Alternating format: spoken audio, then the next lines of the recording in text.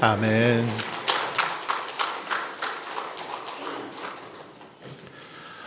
미국에서 노예를 팔고 사던 시절에 어느 집의 주인의 신임을 한 몸에 받고 있는 조라는 그런 노예가 있었습니다.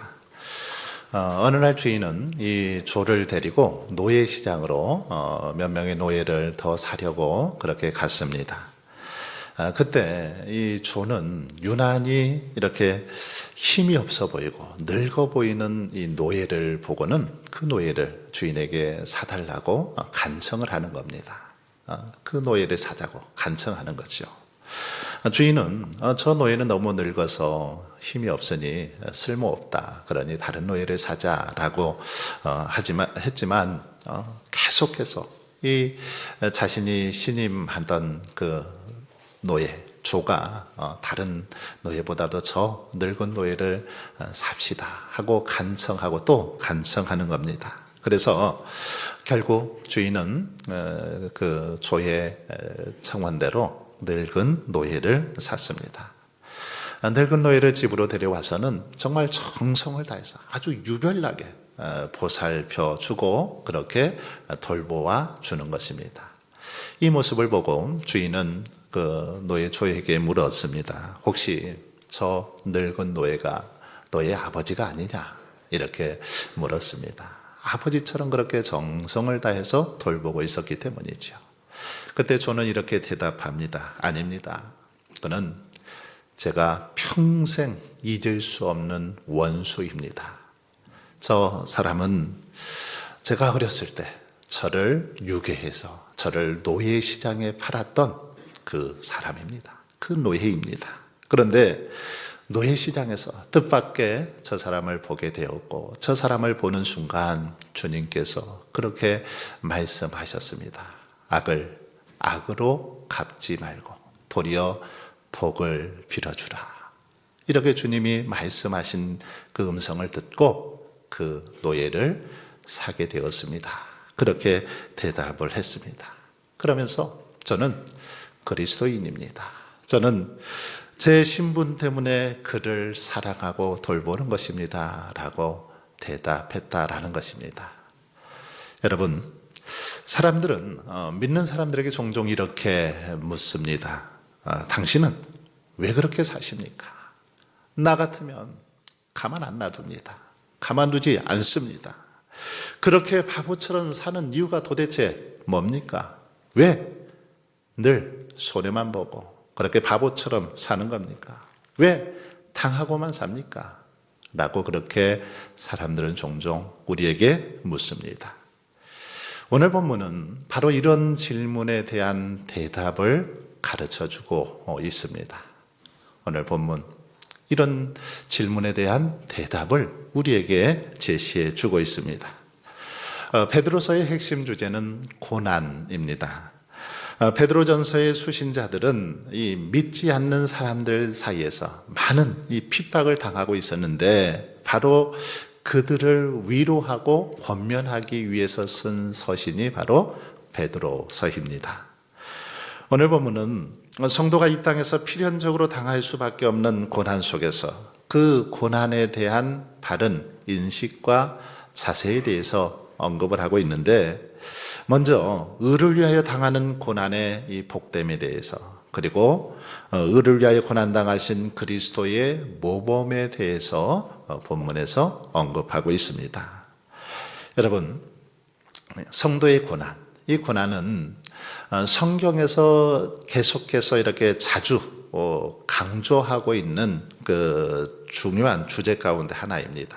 성경이 반복해서 다루고 있는 중요한 주제가 바로 고난이라는 거죠. 우리가 육신을 입고 살아가는 동안 고난을 피할 수밖에 없기 때문입니다.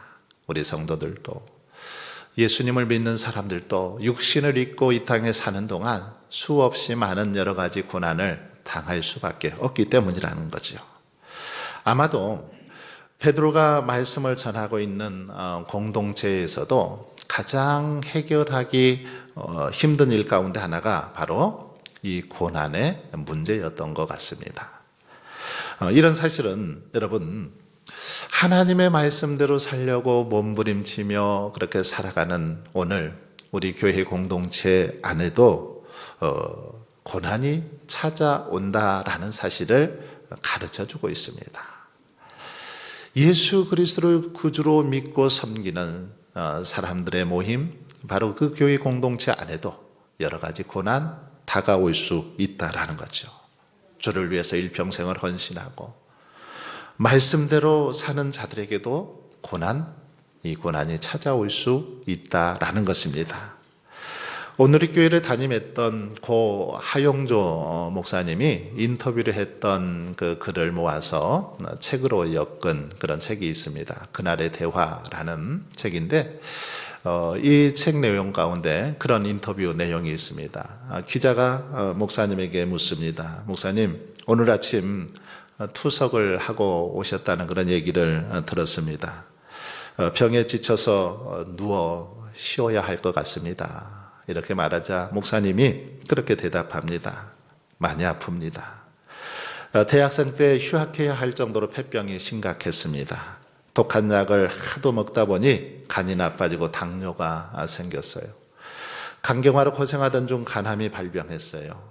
교인들이 알면 실망할까 봐 몰래 미국에 가서 간암 수술을 했어요. 간암 수술만 총 5번을 했습니다.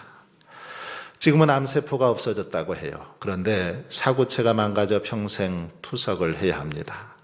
제 몸의 병을 생각하면 쥐구멍이라도 들어가고 싶은 심정입니다. 하지만 하나님을 생각하면 병은 내 발끝에 있습니다. 제일 좋을 때가 설교할 때입니다. 아무리 아파도 설교하러 갑니다. 마음에 불이 일어납니다. 30년 동안 병과 싸웠고 정복했지만 이길 수 있는 비결은 사역이고 선교일 뿐입니다. 이렇게 대답했습니다. 여러분, 그렇게 귀한 사역을 하고 또 큰 교회를 담임하는 목사님은 정말 평생 병도 안 걸리고 건강하게 장수하면서 100세 이상 그렇게 살면서 힘있게 사역을 해야 될 것 같습니다.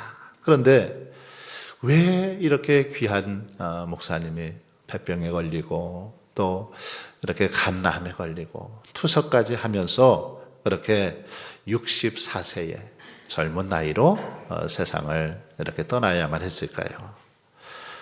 또한 평생 제자 훈련으로 건강한 교회를 세우시고 한국교회 기둥 같은 그런 역할을 하셨던 사랑의 교회 고 오카는 목사님도 이른 나이에 71세라는 굉장히 이른 나이에 그렇게 하나님의 부르심을 받았습니다.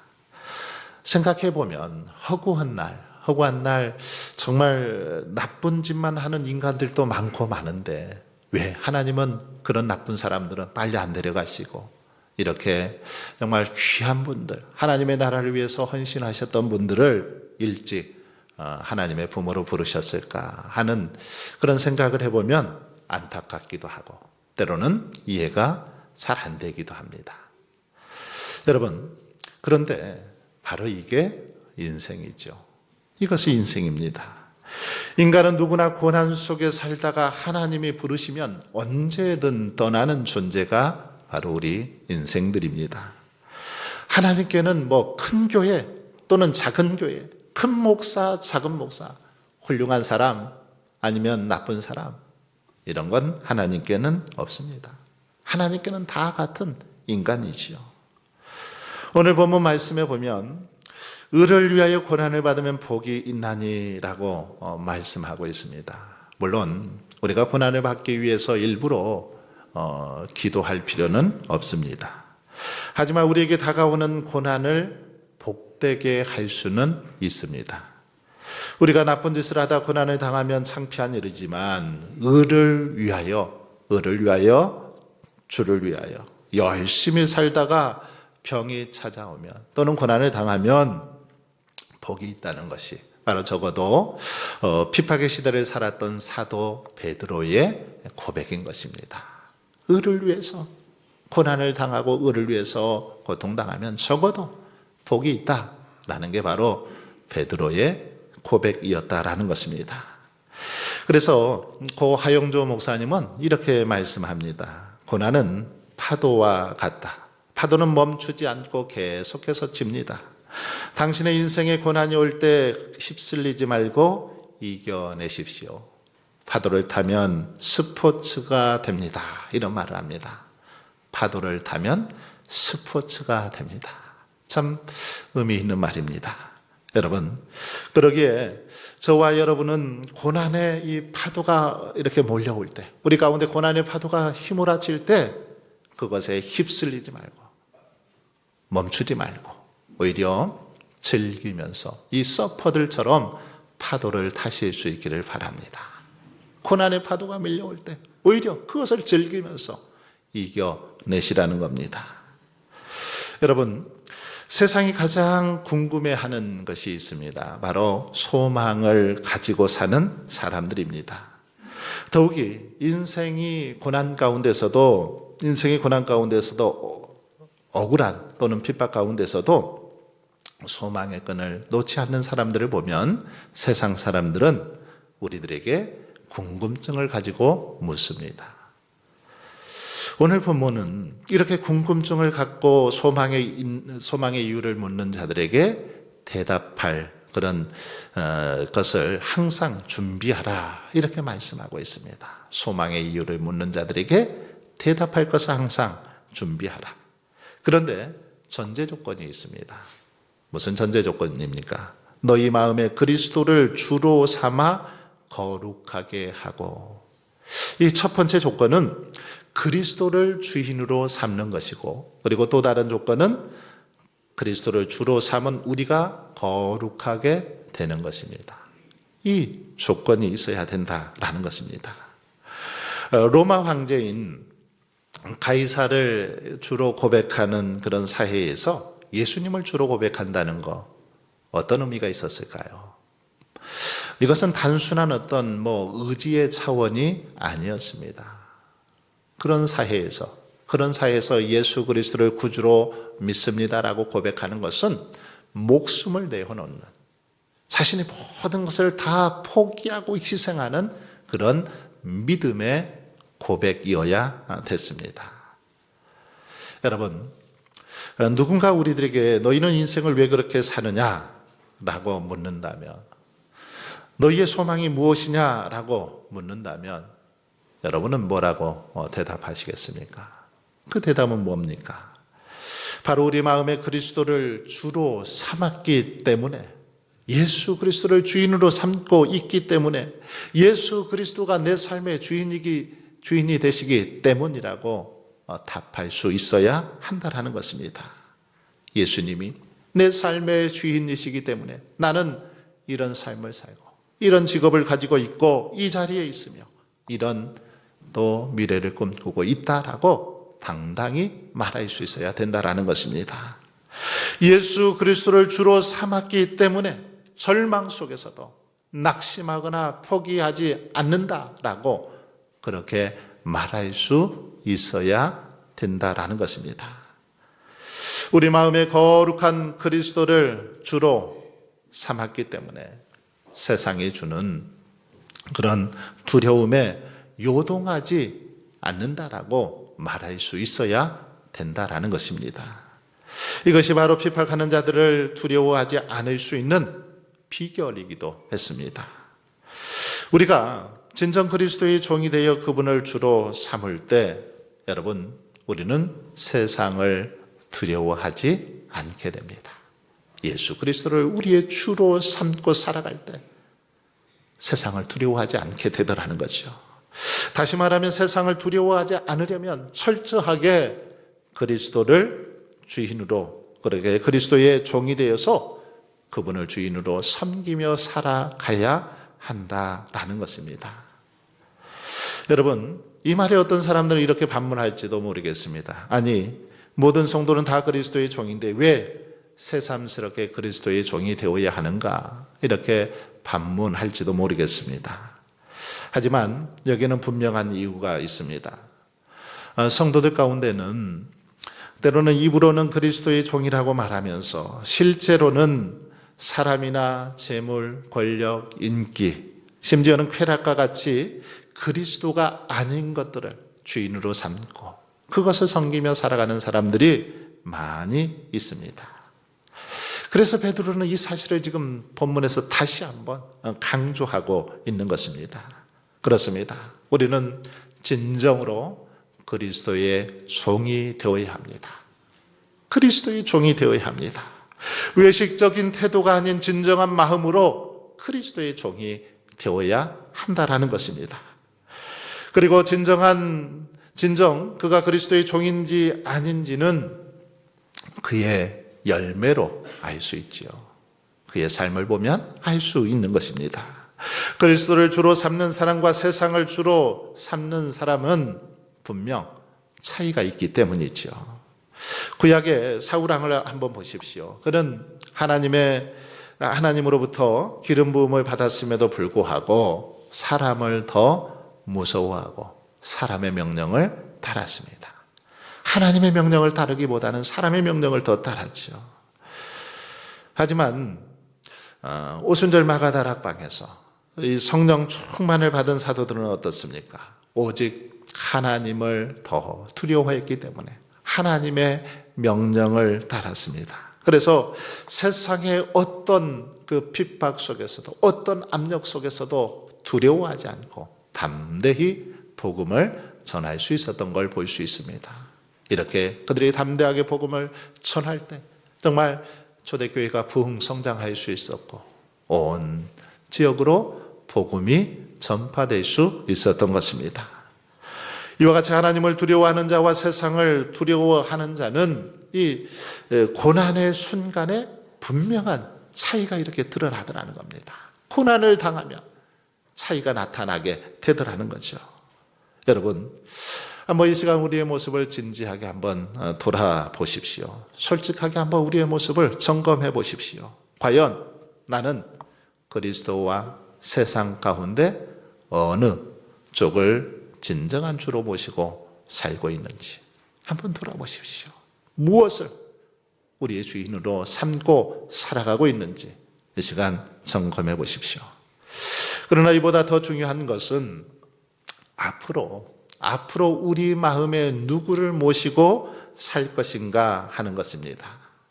그러므로 현재 우리 마음에 그리스도가 아닌 것이 주인으로 그렇게 자리 잡고 있다라면 우리는 이 시간 과감하게 그 모든 것들 다 떨쳐버릴 수 있기를 바랍니다. 그리스도의 이름으로 다 제하시고 물리칠 수 있기를 바랍니다.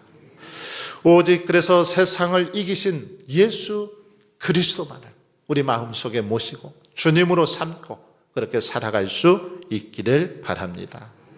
여러분, 우리가 그리스도를 주로 삼고 살아갈 때 우리는 거룩하게 됩니다. 그리고 이 땅에서 강하고 담대하게 살 수 있으며 마침내 승리하는 삶, 복된 삶을 살아갈 수 있는 것입니다. 주님을 우리 마음속에 주로 모시고 살아갈 때 담대하게 그렇게 승리하며 살아갈 수 있다는 것입니다. 이제 15절 말씀을 보시면 베드로는 이렇게 말씀합니다. 너희 속에 있는 소망에 관한 이유를 묻는 자에게는 대답할 것을 항상 준비하되. 베드로는 지금까지 고난에 대한 자세를 쭉 이렇게 설명하다가 주제를 바꾸어서 이제 그 복음 증거에 대한 문제로 그 주제를 옮겨가고 있는 것을 볼 수 있습니다. 여기서 이 소망이란 이 베드로전서 1장 3절에 이미 언급되어 있는 이 산소망입니다. 산소망을 가리키는데 그 내용은 하늘에 간직한 썩지 않고 더럽지 않고 쇠하지 아니하는 기업을 말하죠. 구체적으로는 그리스도께서 나타나실 때 완성될 바로 구원, 이것을 산소망이다라고 그렇게 말하고 있습니다. 즉 산소망이란 부활에 대한 소망이요, 천국에 대한 소망을 말하는 거죠. 죽음 넘어 영원토록 우리에게 기쁨을 주는 것, 그것이 산소망이라고 그렇게 말하는 것입니다. 여러분, 그렇습니다. 우리가 이런 산소망을 가지게 되면 고난을 이겨낼 수 있습니다. 우리 안에 산소망으로 충만할 때 천국을 바라보게 되게 믿음 안에 늘 승리하는 삶을 살아갈 수 있다라는 것입니다. 하지만 오늘 본문에 보면 이 소망이라는 의미가 반드시 이것에만 이렇게 국한되지는 않습니다. 따라서 이 소망은 언제, 어디서, 그리고 누구에게 구원의 진리에 대한 질문을 받더라도 당황하지 않고 답변할 수 있도록 항상 준비하고 있으라는 이 말씀으로 해석해도 무방합니다. 누구에게? 누군가 우리에게 질문을 할 때 그들에게 당황하지 않고 답할 수 있는 그 말씀으로 그렇게 이해해도 무방하다라는 거죠. 여러분, 일찍이 베드로는 주님의 경고에도 불구하고 인간적인 두려움으로 인해서 주님을 3번이나 부인하죠.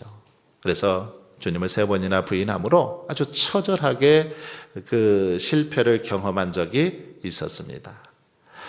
이러한 그가 지금 당부하는 것이 뭡니까? 바로 자신의 전설을 밟지 말라는 거죠. 자신이 실패했던 그 실패를 경험하지 말라는 것입니다.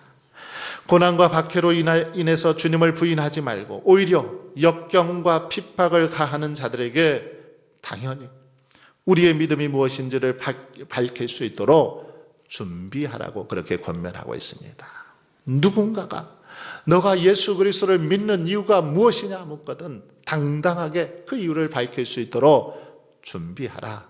그렇게 지금 말하고 있는 것입니다. 적극적이고 담대하고 용기 있게 말할 수 있도록 준비하라는 것입니다. 교회사를 보면 이러한 준비가 성도들에게 늘 요구되었음을 볼 수 있습니다. 그래서 많은 사람들이 성도들을 핍박하면서 성도들에게 이런 여러 가지 질문들을 던졌습니다. 초대교회 시대에 교회를 박해했던 위정자들, 이단들, 이런 많은 자들이 성도들을 향해서 계속해서 이런 질문들을 던지기도 했던 걸 볼 수 있습니다. 예를 들면 초대교회 시절 셀수스라는 자는 성경을 조롱하면서 이러한 질문을 던졌습니다. 교회를 향해서 교회는 우상 숭배를 거절하는데 만일 우상이 정말 가짜라면 왜 너희들은 그리 두려워하며 멀리하는가? 라고 물었습니다. 예수가 진정 하나님의 아들이라면 무엇 때문에 이 땅에 왔는가? 만일 부활이 있다면 불에 탔거나 짐승이나 물고기 등에 먹혀버린 자들은 불구자의 모습으로 다시 살아나는가? 이런 여러 가지 질문들을 던지면서 성도들을 조롱하기도 하고 성도들을 시험에 들게 하고 유혹하기도 했다라는 것입니다.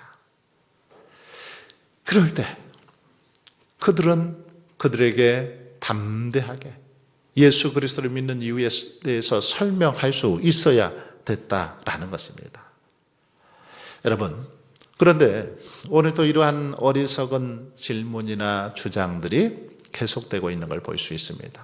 우리가 사는 세상도 많은 사이비 이단들 또는 종말론자들, 이들은 우리 그리스도인들을 향해서 성도들을 향해서 묻습니다. 하나님은 자기 백성에게 미리 알리지 않고는 어떤 일도 하시지 않는 분이기 때문에 재림의 때도 알 수 있는 거 아니냐? 이렇게 종말론자들은 우리를 향해서 묻기도 합니다.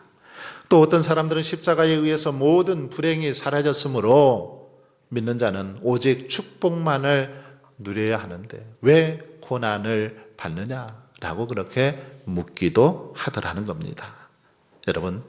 여러분은 이 질문들에 대해서 뭐라고 답하시겠습니까?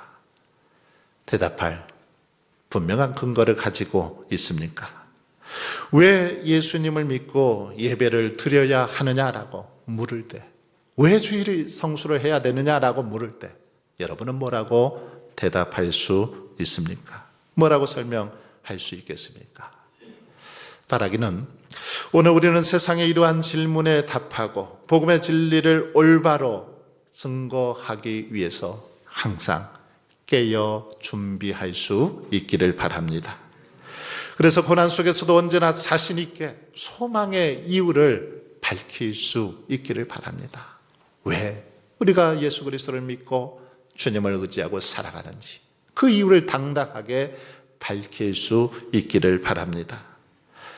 어느 날 꾀꼬리가 이 풀이 죽어 있자 그 한 현자가 그 꾀꼬리에게 물었습니다. 꾀꼬리야, 너 왜 요새 노래를 부르지 않니?